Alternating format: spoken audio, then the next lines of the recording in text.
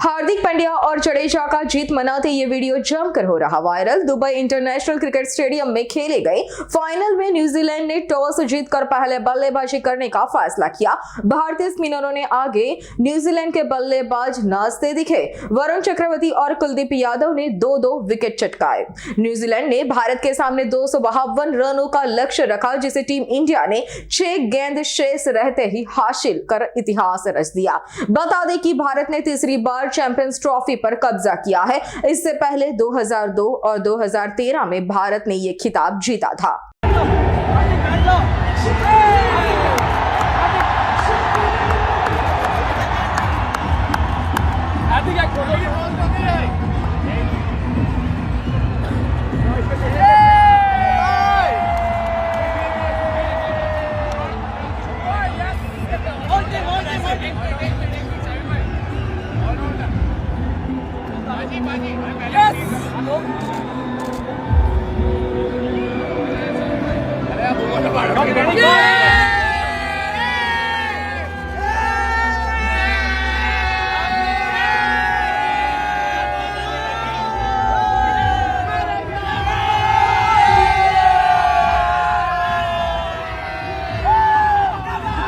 અમારી તમામ માહિતીથી અપડેટ રહેવા માટે જોડાયેલા રહો S9 ન્યૂઝ સાથે।